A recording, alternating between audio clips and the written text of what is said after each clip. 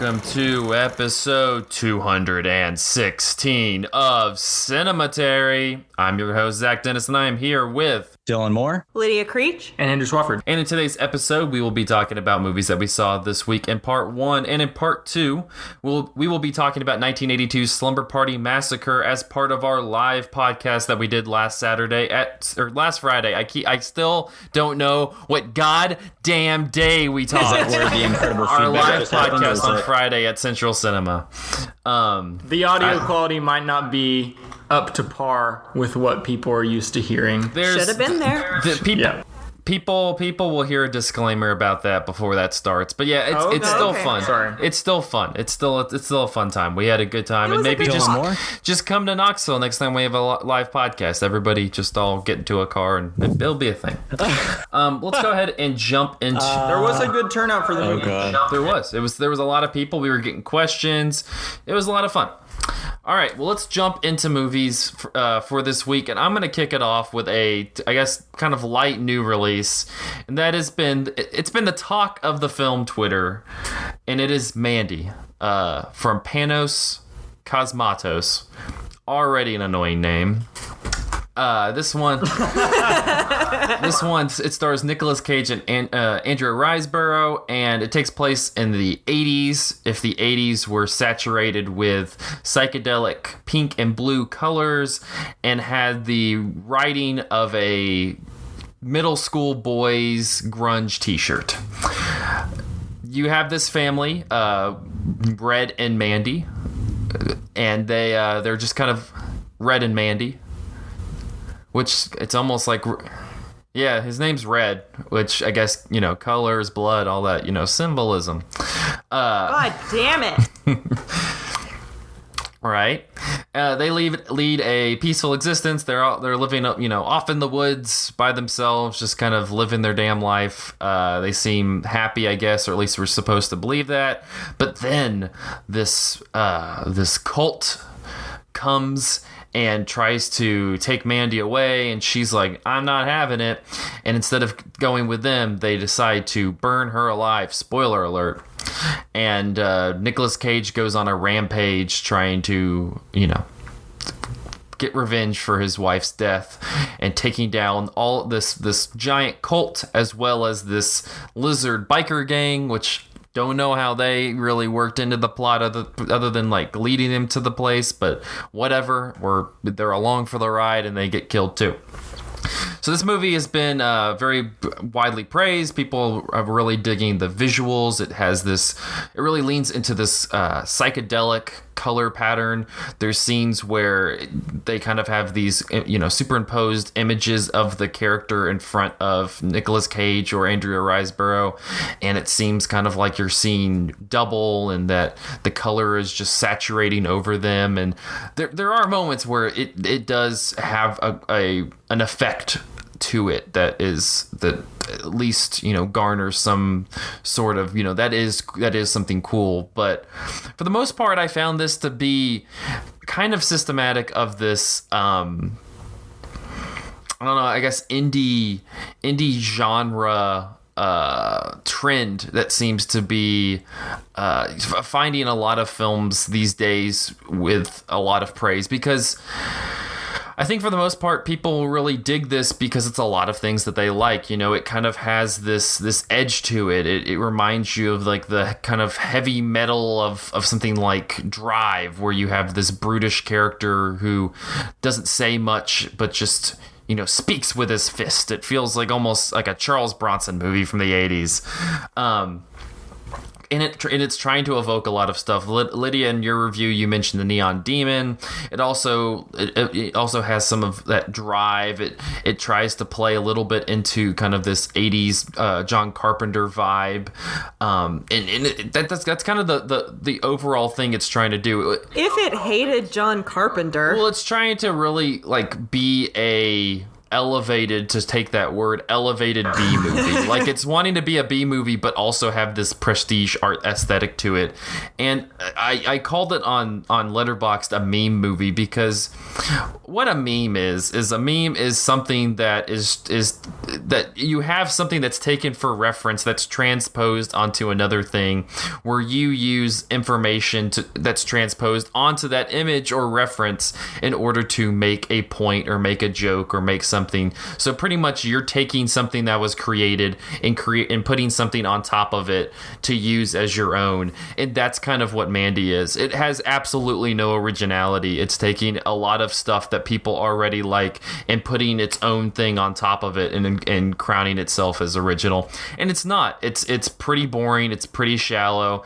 It's kind of misogynistic to an extent, and I'm not really sure what it's supposed to be. It's just kind of there. I get that Nicolas Cage is in there and is, supposed to be this hard ass, fighting, brooding, blood colored, character, but at the end of the day, I like I told Dylan, there was lizard bikers that he was fighting, and I was still bored and checking my phone. I don't think I agree that it's joyless, because the movie punctuates itself with these moments that are designed to become memes. I did not get joy from that. Oh, I didn't get joy from that either. But I think the movie thinks that it is presenting joy to the audience.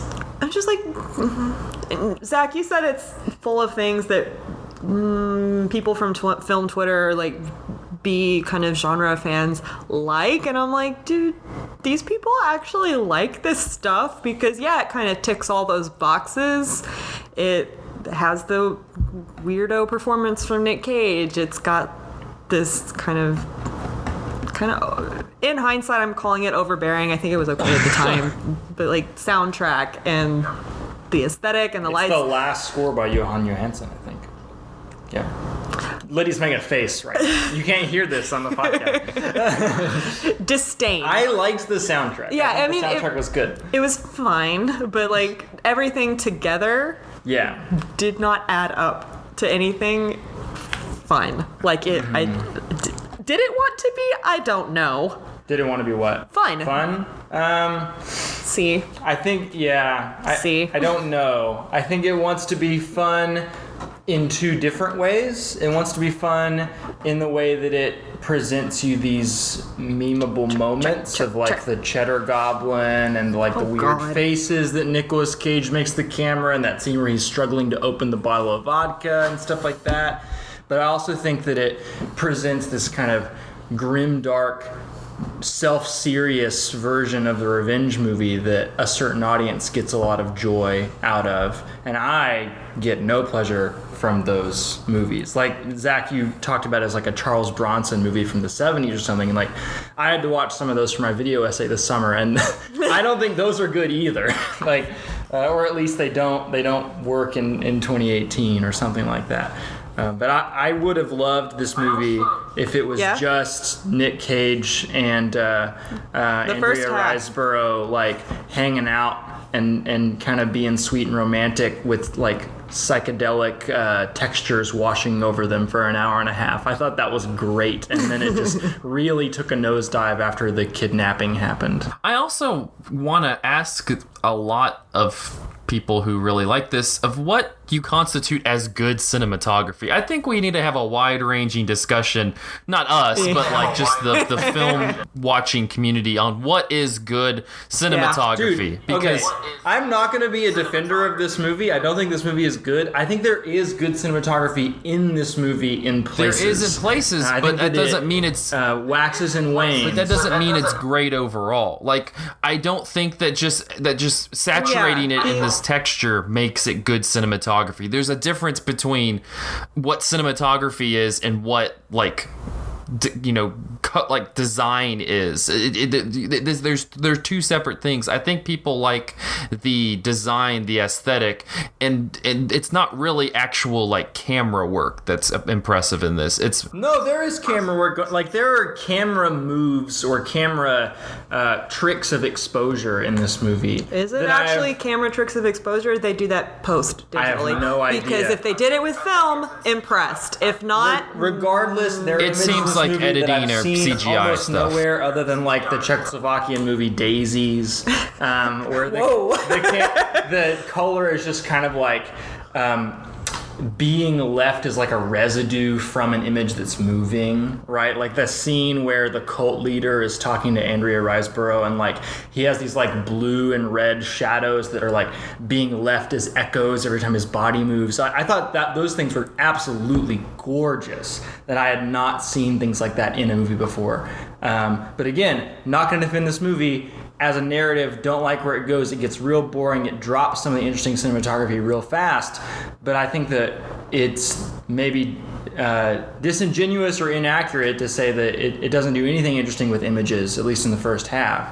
And also, I wonder, like, are those kind of like washed out psychedelic images meant to be resonant in regard to the relationship he has with Mandy, because they kind of come back at the very end once he has this dream sequence where Mandy is in the car with him. Maybe that sort of justifies why those images leave the movie after a certain period of time, but I ultimately found the movie to be not very compelling once it was Nick Cage just like beating anonymous bad guy 1, 2, 3, 4. He forges a battle axe. Isn't it so badass? Yeah, no. It is not. None. Okay. Yeah. I don't know. I'm so glad this wasn't a midnight movie at TIFF that I went and watched, because I can just imagine. Oh my god, it was terrible in a midnight audience. Oh yeah, yeah. Terrible. I hated it. All right. Well, we've talked about Mandy too. If you want to watch it, it's on streaming devices like iTunes and Amazon and stuff like that. I think it's gonna come back to theater and go wide. It's getting enough. Yeah, it's the Moolah here in St. Louis, I think, might get it again. It's coming back, so it got the cult status that I predicted. Fuck.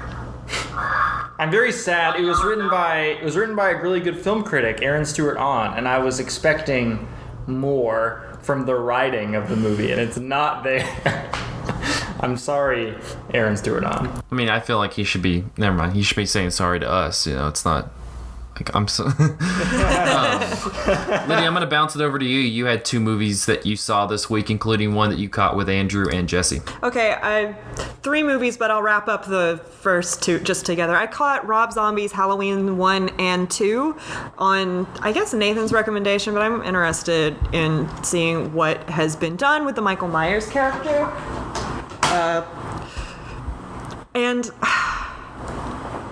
Okay.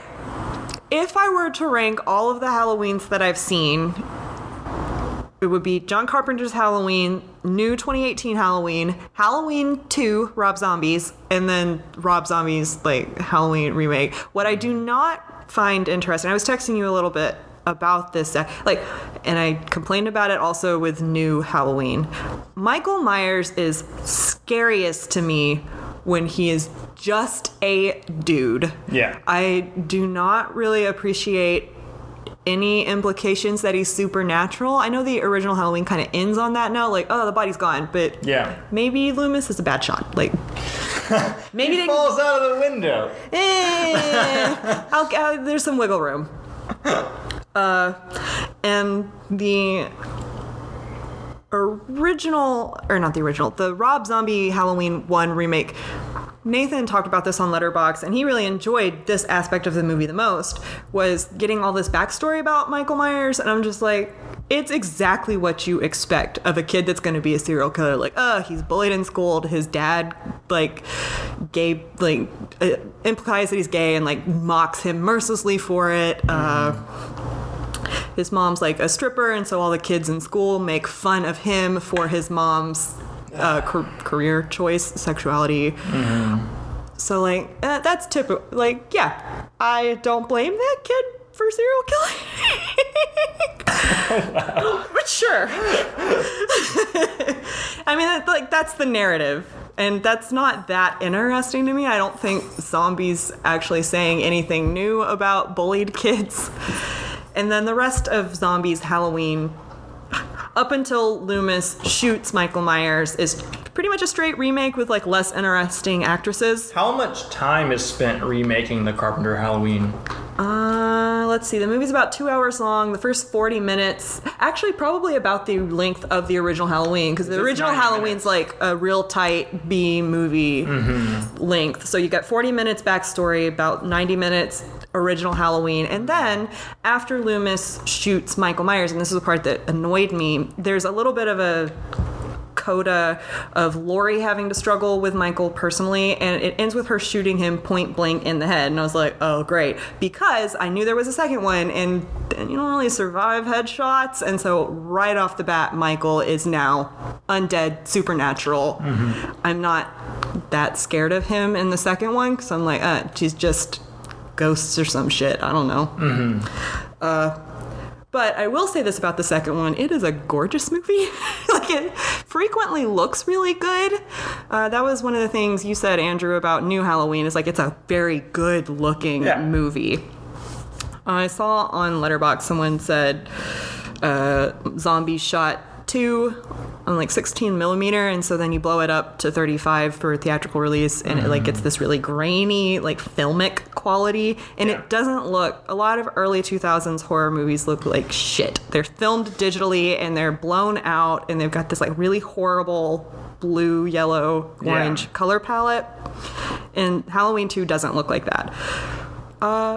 And there were individual sequences that were really good and scary, but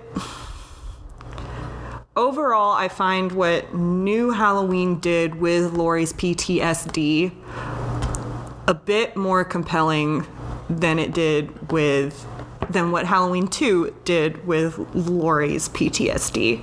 Because, I mean, that's the basis of the plot. She's still suffering. Halloween's coming up. She thinks she knows, quote unquote, that she's killed Michael because shot him in the head, but is still like having these nightmare visions. And does he come back in Halloween? Okay.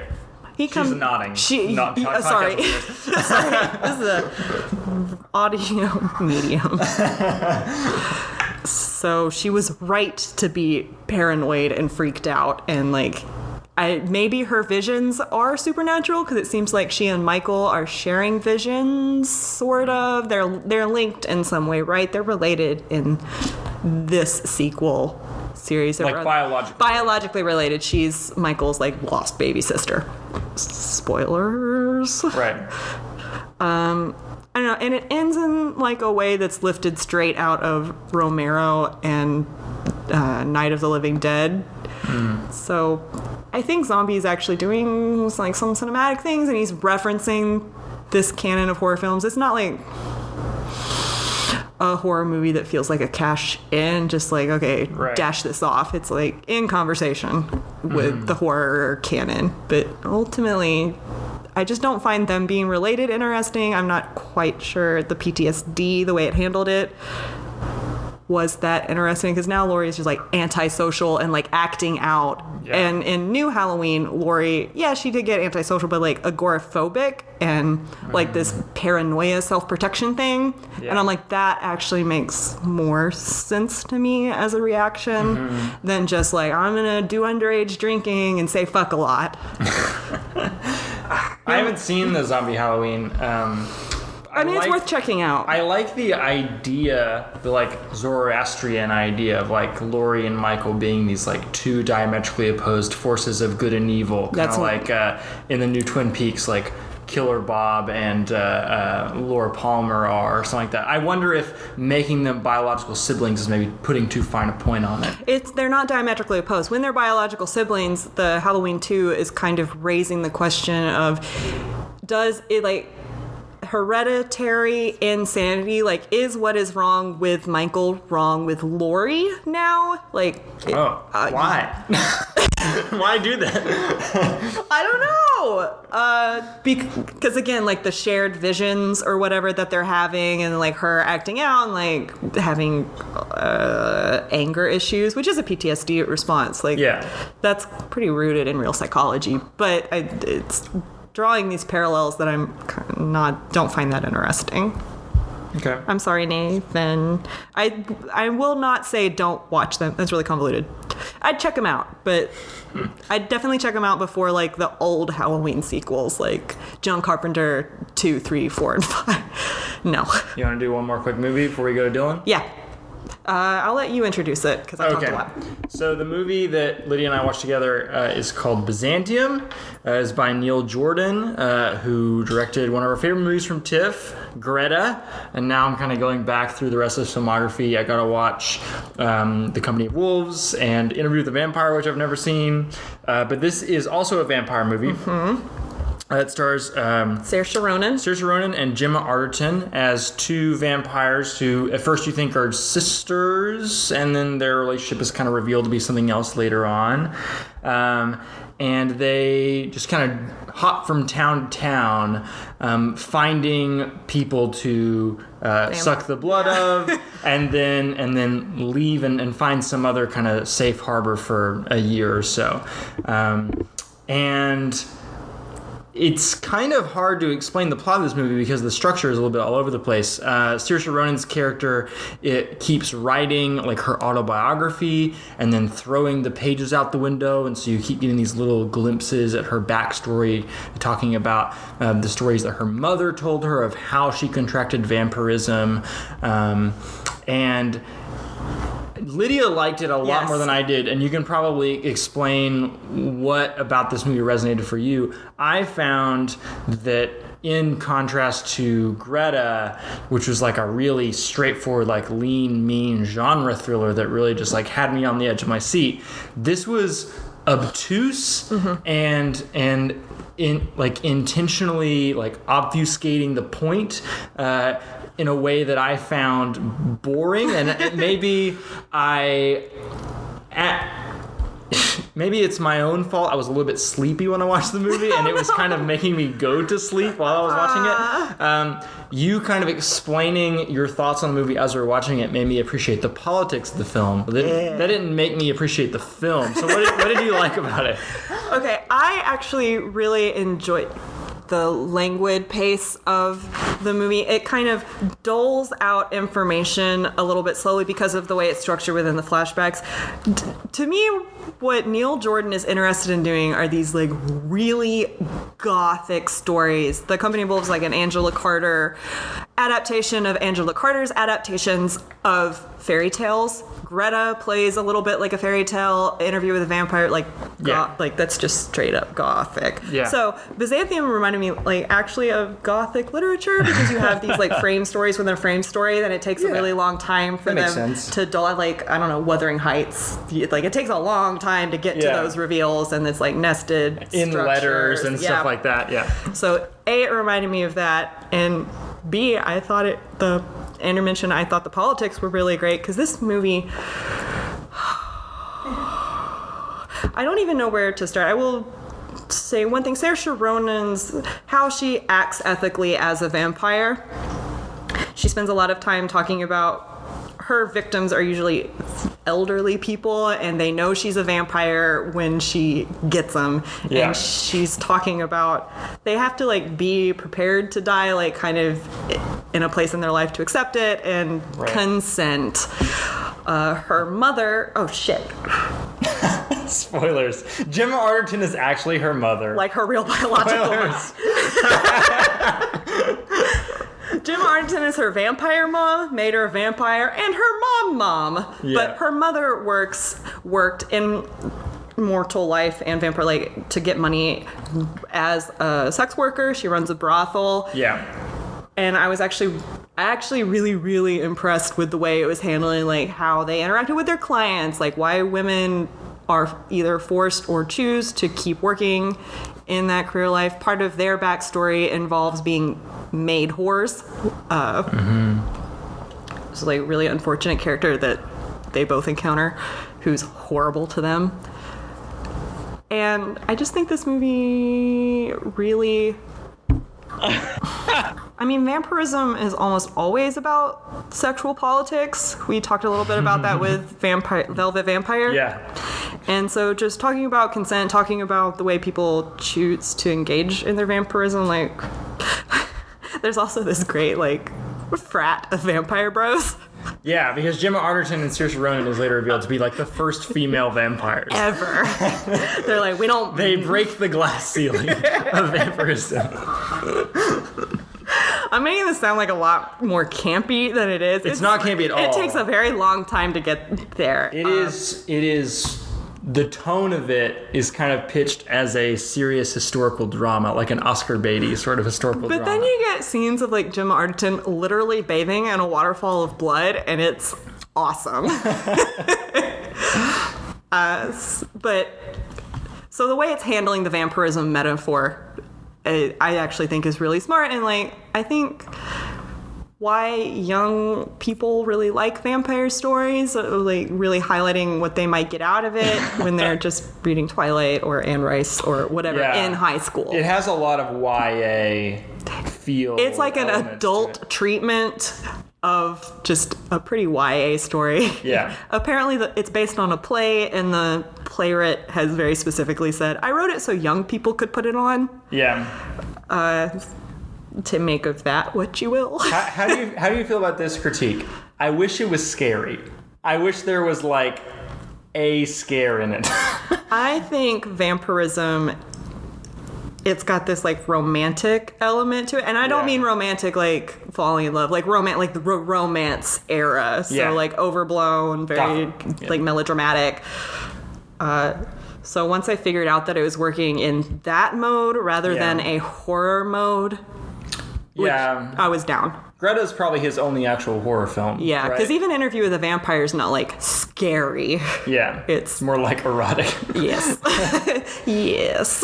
Okay, so, take Lydia's word for it, or take my word for it. Byzantium is out there. I think it's on Netflix. Maybe.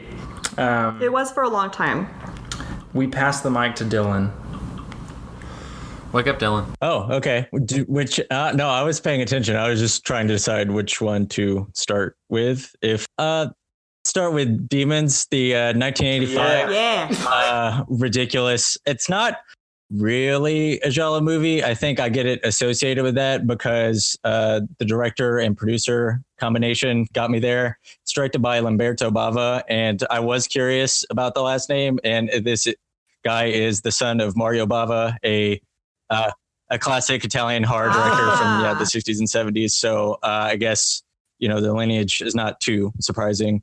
But particularly then with the producer credit of Dario Argento helping this dude make this movie, which makes even more sense when you get in the middle of it. So it follows a girl who's on her way to a music lesson.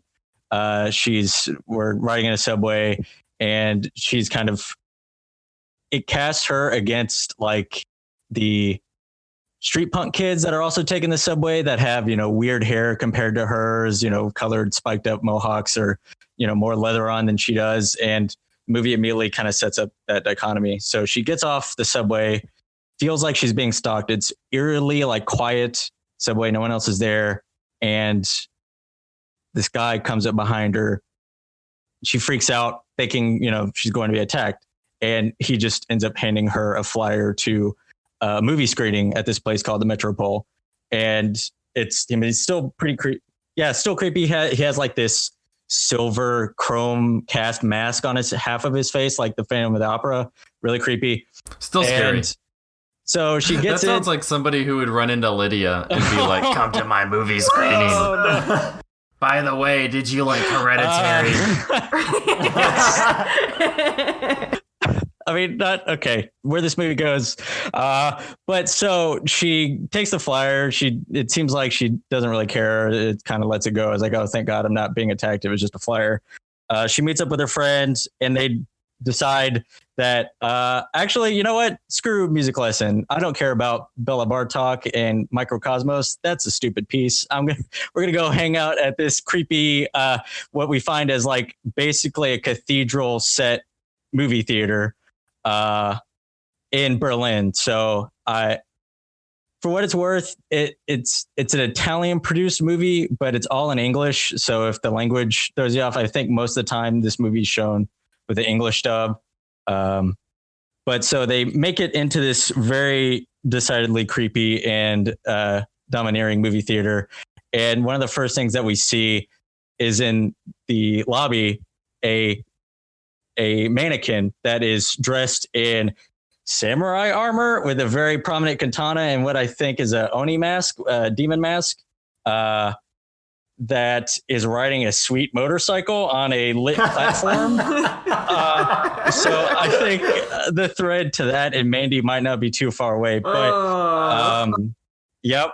So a lot of people showing, it seems like a mixed demographic of old, crusty, conservative people or what, business people or whatever, and their wife, and a pimp, and I guess his two sex workers, his prostitutes or whatever that he brings along with him, and just teens showing up and going on dates with one another. They're all there to go see this movie that I'm assuming this creepy guy's been getting around town handing out this flyer. So they all sit in, they get comfortable, popcorn, whatever. Movie starts.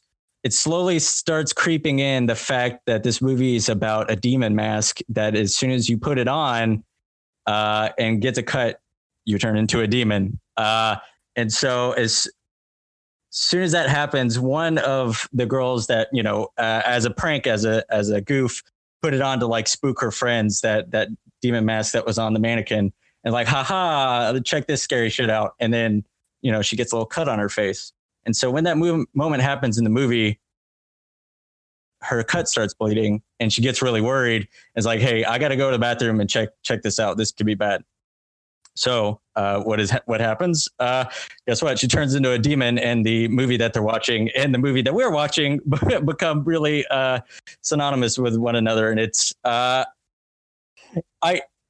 I hesitate to spoil where this movie goes, but basically they get trapped. They try to all leave once they realize what's happening, and once the demon starts letting loose and attacking and killing all of them into turning them into demons themselves, and they get trapped. They try to run out, and they find out the doors that they went through were actually concrete wall, which is terrifying, and not a door anymore. And so it's a really like exhausting 88 minutes. I say that because they go like all the way with like skin tearing, and like just every part of the body is just open to being ripped open, and it's a lot. And if you are into that, I would maybe recommend it, but I do get really anxious about where the movie goes. It makes its way into a post-apocalyptic space, which is funny considering the through line or whatever is in that cemetery in the movie within a movie. They actually find the coffin of Nostradamus, and he actually turns out to be a demon who then causes other demons to happen. So some weird end of the world shenanigans occur. And it's really pointed about who are the people that survive at this endpoint and who are the people that become the demons early on in the movie. And I'm being cagey because people, if they are interested, should decide on their own exactly what this movie is trying to deal with. But it's kind of questionable about who survives by the end. So anyway, that is Demons, 1985. Action horror apparently is what it is called. So it's pretty kooky and meta in its own way. So the library service that I have in Nashville has this streaming selection called Hoopla that actually had it. So there you go. I mean, if it's not streaming anywhere obvious for you, like Shudder or something else, maybe if you have a public library card, check it out on Hoopla if they have it. So it's some kind of special. So and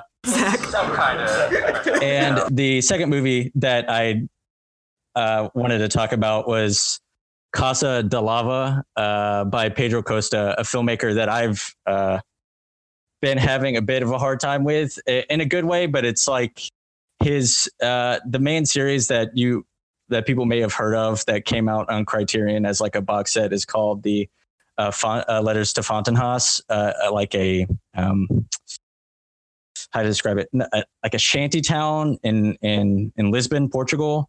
And so all those movies are kind of set in and around that area as it gets demolished to put up, I'm assuming, high-end high rises. And so all the tenants in that area have to move. And so his kind of space in the movies that I've seen before are kind of in that vein, particularly in Vonda's house. I think the second one of that trilogy is really kind of worrisome to me. Like, it really fixates on this one junkie character.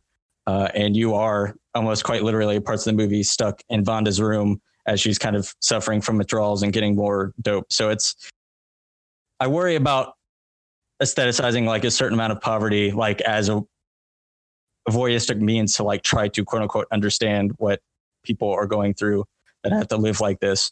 But I feel a little alleviated from that worry with this movie, Casa De Lava. I've heard it's been compared as like a reimagining or a remake of sorts of I Walked with a Zombie, a Jacques Tourneur horror movie that came out in the 40s.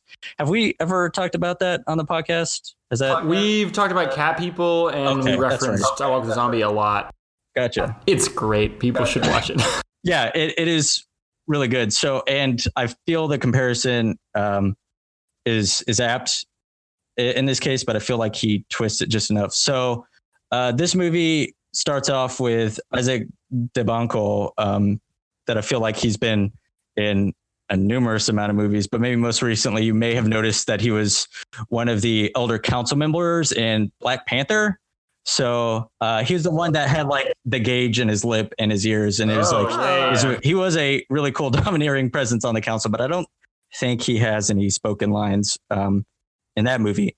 But here he plays a construction worker on a site that I honestly couldn't tell if they were knocking stuff down to demolish and clear out, or if they were doing that to then build something up. But somewhere in the middle of that intro, it kind of blacks out and we find out he's had an accident. Now, it leaves it ambiguous about whether or not he tried to kill himself or if he did just kind of fall and knock his head open. And so after that, he has to have surgery at a Lisbon hospital. And at a certain point, they kind of just sew him back up, and it's like, well, he's in a coma now. This is all that we really can do for him. We need more space for the hospital, so he kind of needs to go home. And at that point, one of the nurses in the hospital gets roped into his charge. Basically the main character of the movie, Mariana, a white Portugal woman who basically says like, hey, take this guy home. We won't really give you much resources except for this medicine, and this helicopter that will take you there is kind of going to abandon you for 7 days in this hospital. So good luck. But hey, this guy is in your charge, so take care of him. And so she gets left there, and she has to like find her way to this very local hospital. And she's at the beginning, more or less, just kind of waiting, tending to his side, keeping him looking nice while he's in a coma, pretty much waiting for him to wake up. And along the way, she has to deal with the fact that she's in this place that she's never been before, surrounded by local people that she doesn't know, basically completely floating without any like points of reference. And the movie goes a long way to basically giving us her point of view. Like, it's really fragmented and only has like locked into certain spaces that we slowly feel like we can hold on to. Like, there's the hospital setting on the island, and this one apartment complex that we find out is run by, or it seems like is run by Edith Scobe, which is an interesting connection to Eyes Without a Face. She kind of takes the place of the one comatose woman from I Walked with a Zombie, I feel like. But in this case, it's like she wakes up and has, I wouldn't say a change of heart, but she really does become one of the quote unquote natives, indigenous people of the island. And she's just like observing this nurse, like almost making fun of her as she neurotically runs around trying to, spend these 7 days while she's stuck there without much to do. And she's really like skeptical of her position, like thinking that she's using these people in a way of like, you just want this guy to get better under charge, so you could say that you did it, and it was Western medicine that helped, as opposed to him actually getting home and just being tended by us.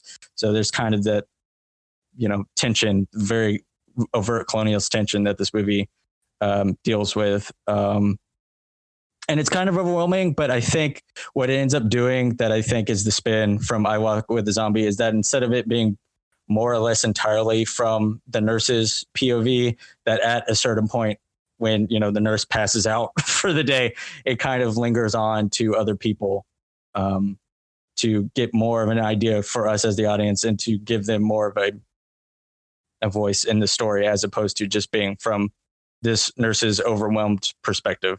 And there's really amazing shots of lava, like the name of the title, Casa De Lava. There is literally a house built from igneous rock that is coming from this volcano that's in the island that is really cool and very scary in a way that it's like, if you've never seen something like that, you're like, oh, that's pretty spooky. So I would recommend it. It is on Filmstruck.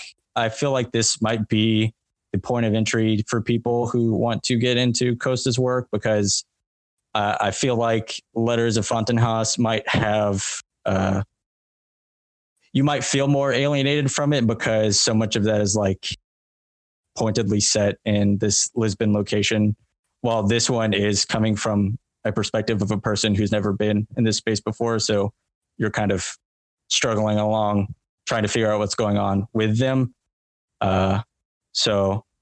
Have you seen Horse Money? Yeah. I think that's kind of become like the canonical Pedro Costa movie in recent years. I have actually. That is a continuation of those movies too, particularly with one of the characters. And I'm gonna be 100% honest. I need to revisit that movie. That movie is actively fighting against a narrative understanding. Like, so even though I've watched the first 3 of those movies and I feel like I understood who this character was, that movie specifically being about his backstory, but it feels so disengaged from the main narrative most of the time that it's just like, I'm not really sure if I'm holding on to what that movie's throwing down. So, but you would say Casa de Lava is a good entry point to Costa. I would, just because if you watch this, you might have a better gauge of where you would be if you're trying to get into the other movies, because I feel like he takes the style and the way of him isolating spaces and really kind of leaving you afloat through at least part of the movie, and takes that and carries that through to the other ones. So it, depending on how you feel about this, you would kind of know going forward, where the stepping stone would be for the rest of them. So, but I would recommend this a lot. And I do think this would be an interesting double feature if you wanted something to hold on to with I Walked with a Zombie, because the tones of it are very different from one another. I mean, I Walked with a Zombie is very much so a 40s Val Lewton horror movie, that it's like thick, almost noir, German expressionist like lighting. It's like trying to spook you with the atmosphere itself. While this one is really stripping all that away and like just leaving you as with this identifying character that kind of forcing you to actually deal with them as people, as opposed to exoticized signifiers of people. So that's kind of a mouthful, but I feel like it could be interesting to watch that with a double feature if you want something to hold on to or to think about. So yeah. Well, you can catch that one on Filmstruck. We're going to take a short break. We will be back talking about the Slumber Party Massacre after this break. Hello, Cinematary listeners. This is Andrew Swafford with an important message during this break in the show. Cinematary would like you to know that we do not want your money, and we don't want to place ads in the show at this time. That's not why we do this. We do it because we enjoy each other's company and because we want to bring you our pure, unadulterated opinions on the world of cinema. However, there are a few things you can do to help out the show that we would greatly appreciate. Firstly, leave us a review on iTunes, preferably a positive one, because the algorithm gods tell us that reviews increase our podcast exposure. Secondly, send us a tweet at Cinematary. Or better yet, send an email to cinematary@yahoo.com so that we can hear from you guys for a change. Maybe you think I'm an idiot for not liking Singing in the Rain, or maybe you have a suggestion of a movie that you really want to hear our opinion on. Regardless, let us know your thoughts and we'll read them out and respond to them on future episodes of Cinematary. Finally, please share the show with friends and members of your family who you think would enjoy listening to and participating in our film discussions we bring to you guys every week. So to recap, review, send us your thoughts through Twitter and email, and share with your friends and family. We would truly appreciate it. Thanks for listening. Now let's get back to the show.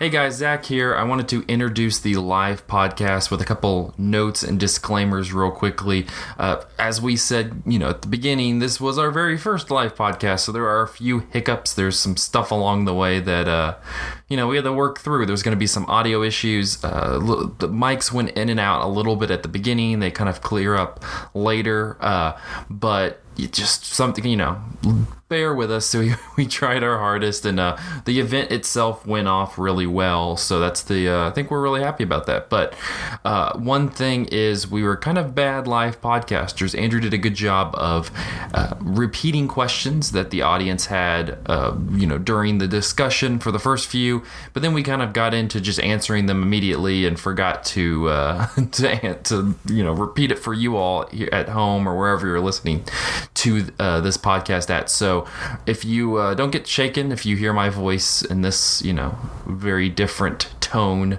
as I kind of come in and go, this is what the question was, and then we jump back into the discussion, I just didn't want you to be like, what the heck are we talking about? So just kind of keep an eye out for that. But I think it was a great event. We're going to hopefully do more, and we'll learn along the way. But without further ado, here is our live show.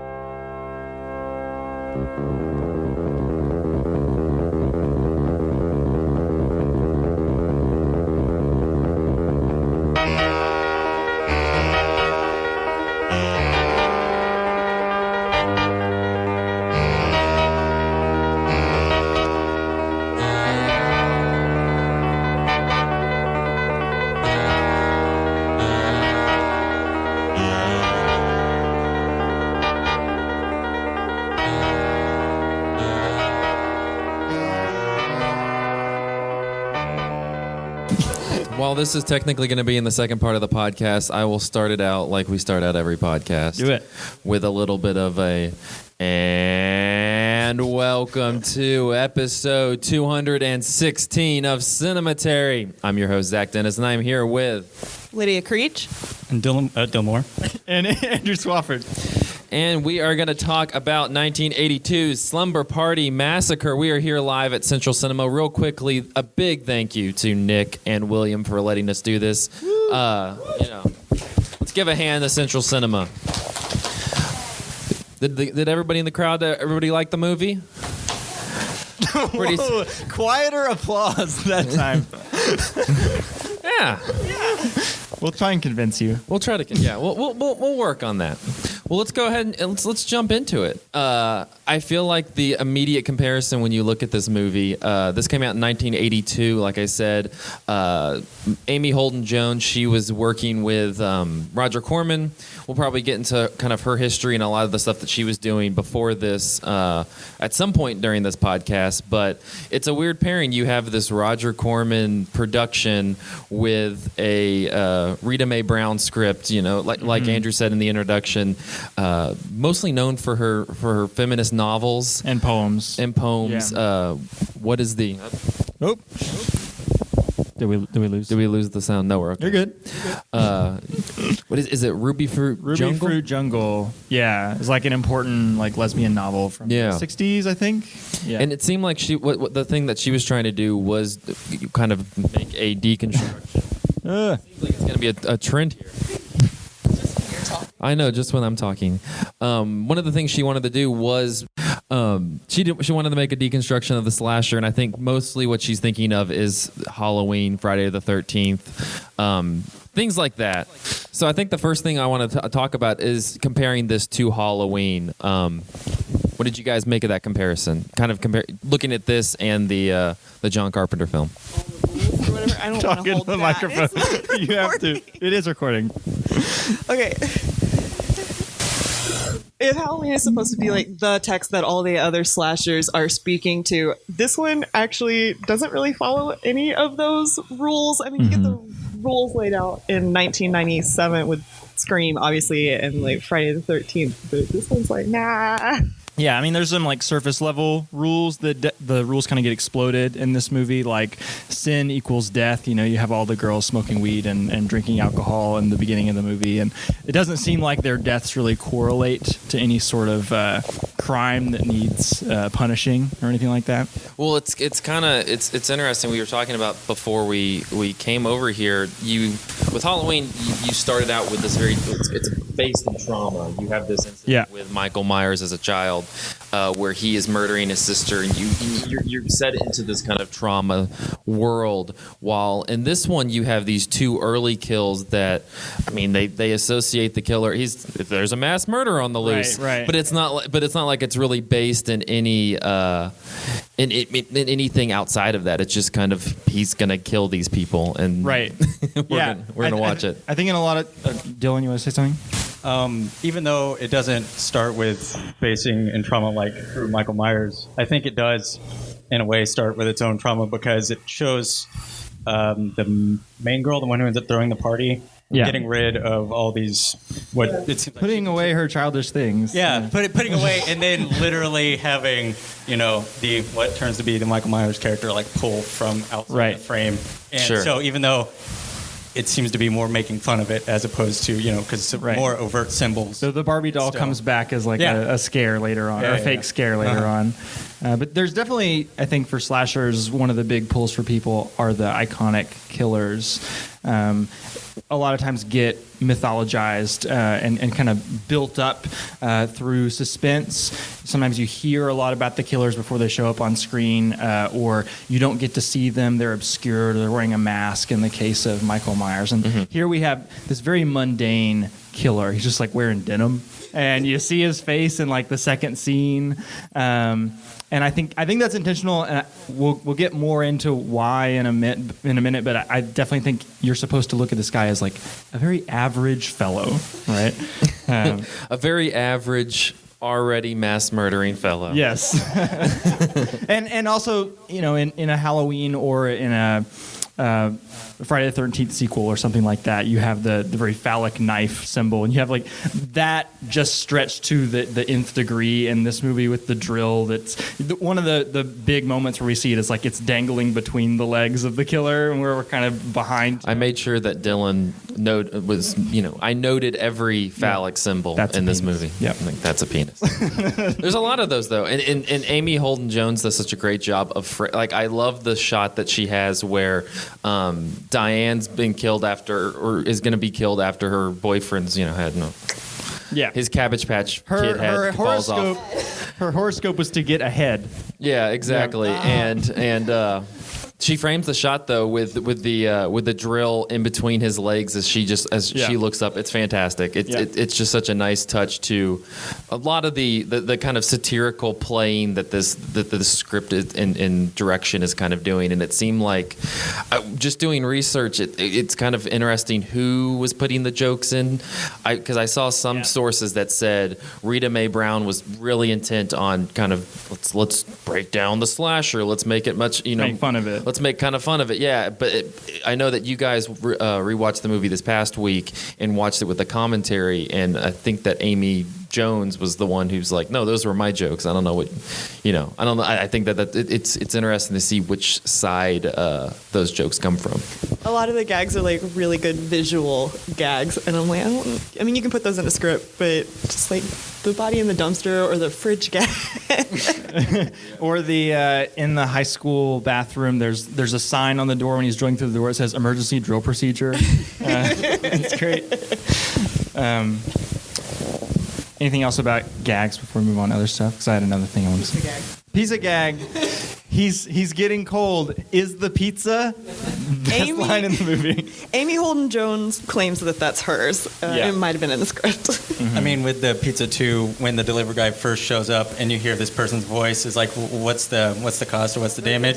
What's the damage? And Six it's like so far. 6 so far. I was like, wait, 1, 2, 3, 4, and then the pizza guy's the 6th one. I was like, oh, I mean, okay, right. So the thing about Amy Holden Jones, and I guess this gives us a little bit of an inroad to talk a little bit about her career, because it's kind of interesting. We talked about Velvet Vampire last week, the 1971 Stephanie Rothman movie, and we talked a little bit about Roger Corman and his overarching touch in that film, and how he kind of worked as this, he's known as this gatekeeper for a lot of big filmmakers, but it seemed like he was also doing it for female filmmakers. And it wasn't like Amy Holden Jones was some, Joe Schmo off the street. She won an AFI award for her first film.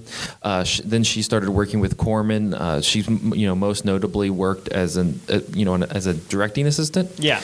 On Taxi Driver, she met her husband, who is the cinematographer Michael Chapman, who worked with Scorsese. She did a lot of work with him. I thought it was funny that when I was researching, she actually was supposed to be the editor for E.T., but she ended up making this movie instead. I don't know how she feels either way on that, but that was, I guess, a missed opportunity. A fair trade. And so let's talk a little bit about Corman's influence in this. We talked last week about his kind of rules, or at least Rothman's rules for exploitations, especially with dealing with a Corman movie. And as everybody kind of audibly noticed as the movie began, there was a lot of nudity to kick this thing off. On the commentary, she sounds kind of embarrassed about it. The first scene where she's like changing into her dress, she's like, Corman's rules is there has to be nudity in the first 3 minutes, or like nobody's gonna come see this. And she talked about her approach to filming those scenes as being very mechanical. She's going down a checklist, so she makes it feel like she's going down a checklist. Like the scene in the bathroom where all the girls are showering together, it's just the camera will pan over to a girl and then pan down to her butt and then back up and then over to the next girl and then down to her butt again. So I think it's supposed to feel very forced. Sure. The shower scene reminded me a lot of Carrie, but without the lecherous. Yeah. Maybe it was lecherous. Maybe I'm giving her more credit than I would give De Palma, but with the shower scene right at the end, I think part of the movie playing with the point of view and who the movie is for, right at the end of the shower scene, there's this indication of a gaze between two of the girls with each other that complicates who, this POV the director thinks this is for, right? Because it's like, oh, well, we get to look at it, these gross teenage boys or whatever, but then right at the end, it's like, oh, okay, well, complicates the issue of point of view. I'm going to totally hijack that point and take us to new territory, because so in slashers, point of view is super important and gaze is super important. You have something to say? No. One of the common criticisms of slashers, like Roger Ebert made this criticism, is often you get the killer POV, or like through the eyes of the killer, and that can kind of create suspense. You don't know who the killer is because you're looking through his eyes rather than at him. But there's also, it creates a problem where the audience is kind of meant to identify with the killer, or maybe they accidentally identify with the killer. They take pleasure or delight in the actual killings. And Amy Holden Jones plays with that in a really interesting way here, where she combines the killer POV with the fake out scare, right? My favorite one is when one of the girls is walking home from school and we see this really like shaky cam POV shot, stalking very close to her, and we think it's the driller killer because we've already seen him kill 2 people. Yeah. And then it's her boyfriend, right? And the movie does that again and again and again, like with the neighbor who's like happens to be inside of her house. He's really creepy though. Really creepy. And I think that's the point. It's like, I'm going to coin a term here. I don't know if there's a term for this, but I'm going to call it fear transference, right? The movie, the form of the movie expects us to find certain things scary just because of our expectations. We've seen movies like this before. We know how they work. We know how they're constructed. And the movie takes that built-in, like, canned fear and it displaces it, transfers it to something else. And here it's transferring it to the kind of skeezy boys who populate the margins of this movie. And I think that kind of carries over just from our first point about it having this dialogue with other slasher movies, because I think we kind of come in with that predisposition It's of counting on you coming. You know how this goes, and that's kind of a characteristic of a genre movie in general. You kind of have these beats that you're used to, and it's all dependent on the director and the writer to kind of play with that. And I think that she does that very effectively. The slasher genre in general kind of was like immediately right after Halloween, it kind of turned into like a set of rules and expecting the audience to know and like be in on it. And I like after this, the slasher genre kind of dies out. It doesn't have much longer. No, it really doesn't. So before we dive into some of the other points, I do kind of want to open this up to some questions or comments from the audience. If you guys have anything, please stand up, raise your hand. We got one, yeah? I'm not sure how much of that question will get picked up in the audio, so I'm just going to repeat a short version of it. Basically, the question is about mirrors in the first couple scenes of the film. We see the first obligatory nudity through a mirror, and then we see the killer's face for the first time through a mirror. Is there... Yes, we're in a way it's implicating us, forcing us to identify with that killer. Lydia, you got a point? Holden Jones also frames like a lot of the boys gazing in like through the frames within frames. And yes. So then the killer takes the place of those boys. Like, yeah. They're conflated. Yeah, the first half of the movie entirely conflates the boyfriends and the killer because they're both doing the exact same thing, just skulking around the house in the dark, toying with the girls inside. I really like the scene where they find the Barbie doll on the window, and the girls are immediately like, "Those boys," because with that those is totally like Barbie serial dolls. killer behavior. Absolutely. No, that's very true. And it's. Did I lose it? You're good. All right, You're we're good. It also kind of just plays with that, again, going back to that POV and making you kind of a participant in the horror. That kind of adds to the effect. And I think that goes back to Halloween in that first scene where you have Michael Myers and you're watching through the mask. Just that, I think that effect in the slasher is what makes it effective. Other questions or thoughts from the audience? Yeah, Michael O'Malley, cinematary participant. Go ahead. So again, to repeat the question, we are thinking about this on kind of a meta elevated level, and he's wondering if it plays as a parody for somebody who's maybe not as like deep in the weeds of the genre itself. I think maybe that's a good question for somebody else in the audience. Yeah, that's kind of an audience question because I mean that was one of the things we watched throughout the week. We were watching the movie, and we were all curious to see how it would play for an audience, and I think everybody was laughing and the comedy seemed to work for sure. Yeah, but I mean, did it work for you guys? Was it something? Does it feel we're too elevated, I guess. So elevated horror? No. Does it seem like an obvious criticism of the genre, or does it just feel like another ripoff? Anybody? This question is about whether or not, if you didn't know much about the Corman history and the history with kind of body shots, if that would have any effect on you going in the movie blind in that regard. So maybe if you're not as in the know with the behind-the-scenes studio stuff, that nudity doesn't, you can't see the meta level of it. It just seems like gratuitous. Yeah, I agree. There's a difficulty in reading the movie, or at least its sense of humor. This is the first time I've seen it, but I have seen other slasher movies before. I have a Halloween shirt on. That when you watch it, on one level, it feels like I can't tell if this is because of the production values of the movie, of whether or not they just let things last too long, like certain scenes. So I'm thinking particularly like they will stay on the killer's face for a really long time. So on one hand, it can like play as a scary reveal as he gets more and more blood on him and on his face, that it's really creepy. But on another, they just let it linger even after like the music stinger will hit on it. And it's just like, ha ha ha ha. I think it's kind of funny in a weird way, just because it plays it so long. That's a very specific reaction.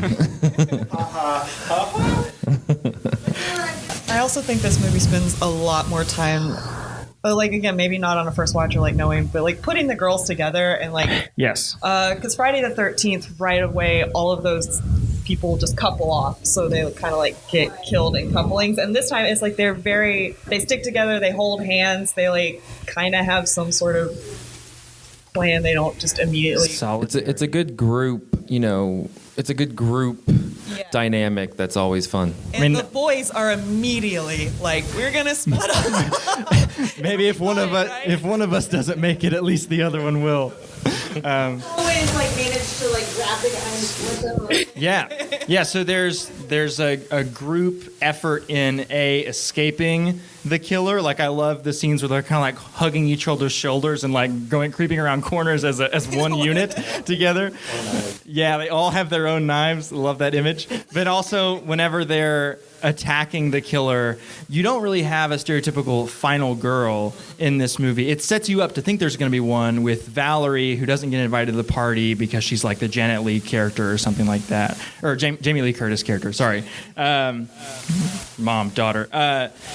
But what ends up happening is that each girl kind of is a participant in the group takedown of the killer. You have the little sister who like pulls his leg out from under him. Yeah. You have the gym teacher who is there to help out for a second at the end. And then you have two different girls who both like take various stabs at the killer. So it's very much like a communal thing, perfect setting for a slumber party. Yeah. Any other comments? This question is about, or rather comment is about the slasher genre and how Slumber Party Massacre doesn't always play to the kind of rules that the genre puts in place. So I mean that too, but after that, finding out about the head decapitation thing, it seems like it's directly quoting this weird sense of humor from the original Halloween with the body falling out of the closet upside down. That seems to come out of nowhere. They're like, why did he even rig this up to look like that? But it's with the girl, so I mean, so it still seems like it's quoting back to Undercut. I think it's also worth pointing out who dies on screen and who doesn't. In the commentary, Amy Holden Jones floats a theory that you only see men die on screen and the women who die off screen, which is not really true. The gym teacher gets like the second worst on screen. Yeah, she has a really brutal like disemboweling in the climax. And then the of girl movie. gets stabbed and the other girl gets like slashed. So gross because he put her down very gently. Yeah. I hated it. But I would say that for the most part, the movie tries to stick to that rule that it set for itself. Yeah. Where at least in the first 60, 70% of the movie, you're seeing guys die on screen, most of which have like done some sort of transgression to deserve it because they're violating the space of women. Mm-hmm. And then the women who die, it almost feels incidental because you don't actually see it happen for the most part. Yeah. Before we jump back into some questions, I did want to read some reviews because what you all were talking about after watching the commentary was that Amy Holden Jones was not appreciative of a lot of the feedback she was getting right after this, because this movie did not do well at the box office. It kind of became a cult hit. So this is from 1982. This is the New York Times.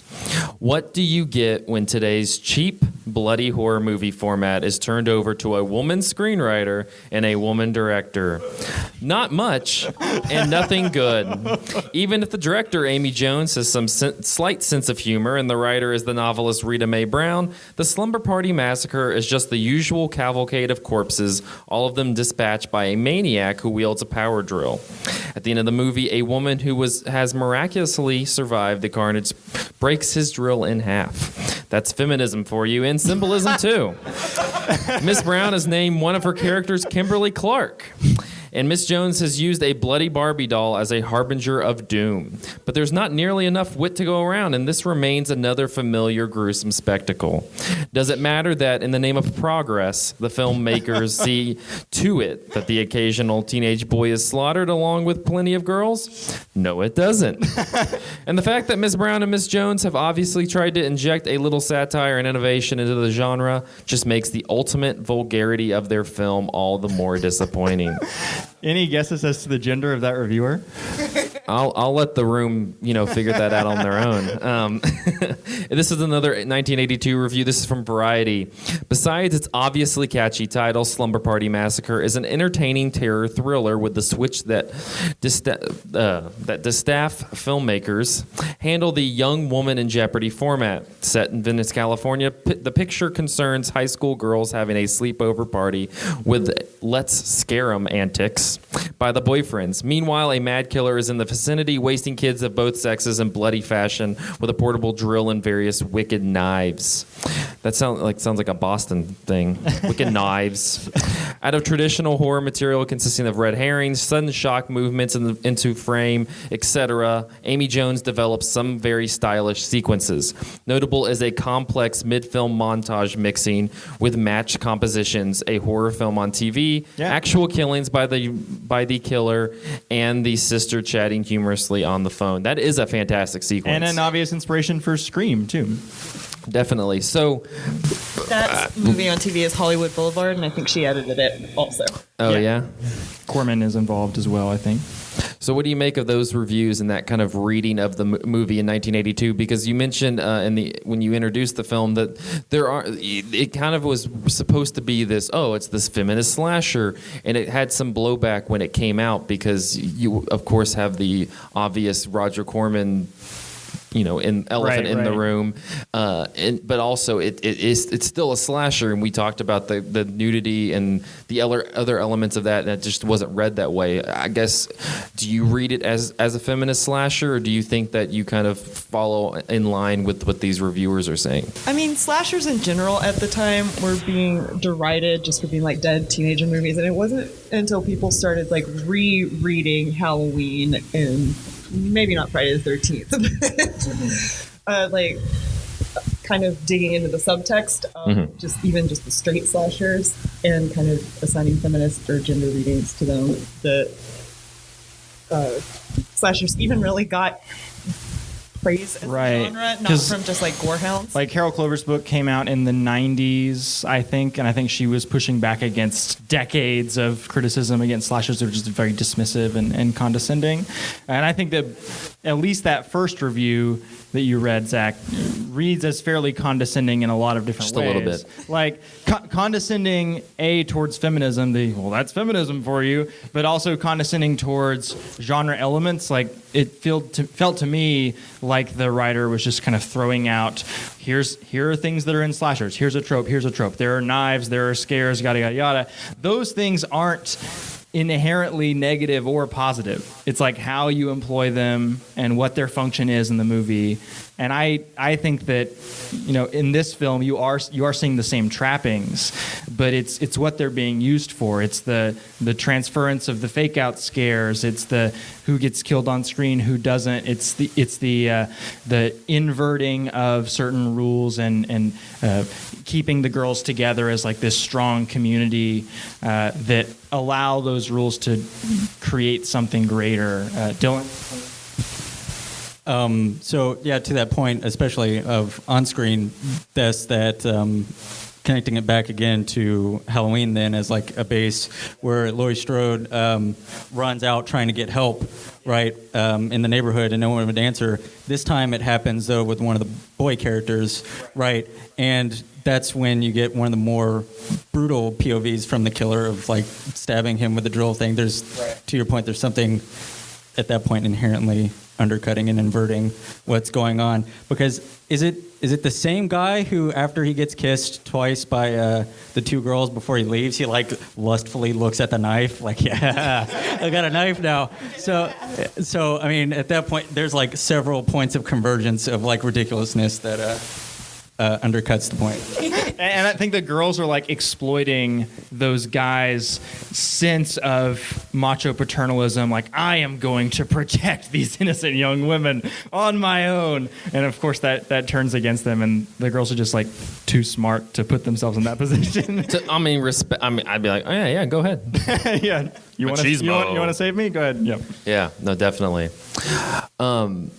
to kind of wind down a little bit, I want to bring back a point that we talked a little bit about last week with Velvet Vampire, and that was kind of the trajectory that Rothman, the director of that movie, took following that movie, because she had made, up to that point, she had made one solid movie, she had made one hit for Corman, and then she made this one, and afterwards they offered a sequel, they offered another movie, but she turned she turned it down after that hit movie because she wanted to make The Velvet Vampire and do something a little bit more personal.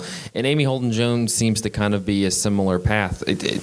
I mean, we're looking at her directing career. It's not like, she really took off after that. And this is kind of, granted, it's a cult movie, but you had 2 more sequels. It's worth noting that this is the only horror franchise that was all directed by women. All 3 films were directed by female directors. Different female directors. But kind of looking at the post Slumber Party Massacre, what do you make of kind of where she went, and do you feel like similar to Rothman that you wanted to see more from this director because she was saying so much with this film? Beethoven is a step down. Sure, I'll say that. I haven't gotten a chance to see it, but didn't she the following year go on to make a movie called Love Letters with Jamie Lee Curtis? Isn't that the same director? Yeah. That's not supposed to. It's not overtly like a horror, exploitation, borderline schlocky thing. That it's more of a personal thing where Jamie Lee Curtis plays a daughter after her mom passed, find a series of love letters to a person that she has that apparently is more. Body or whatever, and she takes it upon herself to try to recreate that kind of affair with a guy, and so it's kind of an interesting POV thing of having that as kind of a twist on Jamie Lee Curtis's persona as a scream queen, and taking it in a different direction, potentially more of like a personal story as opposed to, oh God, I'm running away from X or Y serial killer. More emotional realism there. I don't know if it's just because Amy Holden-Jones is a decade later, but it seems like, she didn't really, her career did not take off, but it seems like she wasn't punished as badly as Rothman was not punished, but locked out of the whole career. Yeah. As just for working as a woman in exploitation genres. And I think that the way that she's sending up the genre she's working in, to go back to Michael's point, maybe could be a little too sly for audiences to catch on to, and it maybe would be easy to dismiss in 1982, this to be just another one of those things that I'm tired of, right? Like, a really subversive superhero movie could come out next year and I would never know it because I've already dismissed them, No, that's true, and it's I think you're right, Lydia, that Rothman was a very different example. I would recommend going back, and if you have a chance to listen to that episode, because we talked, it was when I was doing research for that film, really her history was much more interesting, just because after that she went to another production company with her husband. Things just kind of started spiraling from there, and she just kind of got out of the industry after a while because she was like, nobody wanted me to direct anything, and it was because, one, she was stuck with exploitation films, but 2, she was she was a woman. She was like, I just couldn't get jobs because of my gender. And clearly the reviews for this movie stress that more than just about anything else. And maybe we're guilty of doing that too, like putting her in a spotlight of horror by women, as opposed to just like horror in general. But her... go ahead, sorry. Finish your point. I lost my train of thought. But it seems like there was animus towards horror movies, animus towards feminism, as the second wave of feminism is kind of dying out, that probably worked against Amy Holden-Jones' favor, like on a societal level. Mm-hmm. And it seems worth pointing out in the commentary, she's pretty bitter about Scorsese and Coppola and like all the other male directors who worked for Corman and like used that as a springboard for masterpieces. Yeah, she said something like, "How dare I work in the same form as Scorsese and all these folks."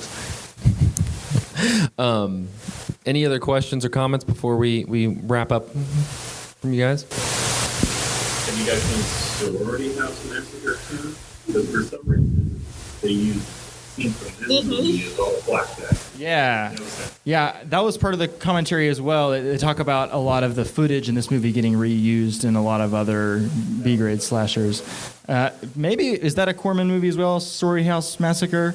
That may be the case. I mean, it's kind of like a in-house production. Maybe they're just, they're making these movies on the cheap, right? So I have not seen that, but it's interesting that this doesn't really become a touchstone culturally, but it does become like this text that other people are pulling from because it's well done, and we can just appropriate it for whatever other purposes. Definitely. I just want to remind everybody of that gag with the saw blade, which was very ridiculous. So I mean, you get the escalation of weapons, but all of a sudden it's like, oh shit, because it like comes into the frame like careening. It's like some shit's going down now, but like running up the stairs. You watch the wires, like that's not going to reach. Just runs up the stairs, boing, get the springboard back off of it. That was really funny. But then you get Friday the 13th machete that she finds on the wall. I was like, well, all right, well, there we go then. I love all of the too small drill bits that she considers using. Like, these images are not phallic enough. I cannot use this. I do want to kind of, as just kind of my closing thoughts, say that I think I was really impressed with this movie. I watched it for the first time 2 or 3 days ago to prepare for this, and I think it is a really impressive film just on its own, regardless of its relationship to the genre, regardless of its kind of point in history. I think that it's a very smart, it's a very funny, it's a very breezy. It's only an hour and 15 minutes or something. It's very breezy. It gets to it gets you into the action very quickly, and I think it's a lot of fun. I think the characters are fun. It has that schlocky B movie that you're used to with Corman, but I think that it's just a lot of fun, and it deserves a little bit more credit than I feel like a lot of the dismissiveness it has around it, especially in those contemporary reviews are. I would definitely recommend it to people over a lot of the other big canonical slashers like Friday the 13th or something like that. I just, 2 thoughts that aren't connected to anything. If you pull outside your girlfriend's house and you honk at her, you deserve to have your head cut off. Yeah. And it's such a colorful movie. Like, it's also really fun to look at. Like, it's not grimy and... Especially like in the school scenes, like in the gym, with all like candy colored outfits and stuff like that. Like the bedroom. Yeah. I love the scene near the end where you have the killer who comes into the window and he has like the deep blue denim and the bright red shirt, and there's the bright pink curtains behind him. Most slashers are fairly dingy looking. A lot of them are like set out in the woods or something like that. So I like the pop that this movie has visually. Yeah. Well, anything, Dylan? All right. Well, as we end every episode, you can find us on Facebook at facebook.com/Cinematary, on Twitter at Cinematary, and on Letterboxd at letterboxd.com/Cinematary, where we post all of the movies that we talked about in the episode. I will mention that this is the second movie in our series that we're doing. We did Velvet Vampire, then we're doing this. Then next week we have the Rage, Carrie 2. Yeah. Then after that we have Jennifer's Body, and then we're going to end the series with Raw, the 2016 film. But also, please check out the website. We have a lot of great stuff. The podcast, we just finished a series on the director Kelly Reichardt. Before that, we had our big overarching Young Critics series where we go back all the way to the 1920s and work our way up to the 1980s and watch a English language and a foreign film, kind of working through the canon of movies. We also have some coverage of the Toronto International Film Festival. Myself, Andrew, and Lydia attended that, and we saw the new Halloween, the one that will be coming out in a couple of weeks, and we can say, I feel like all three of us can say that it's very fun. It's going to be very exciting when that comes out. Crowd pleaser, for sure. Yeah, it's a lot. It's a great kind of spiritual direct sequel to the original Halloween. But all of that you can find on Cinematary.com, and we just greatly appreciate that you guys came out to this, our first live event. We hopefully will see more of it over here at Central Cinema. Thank you guys. Thank you so much.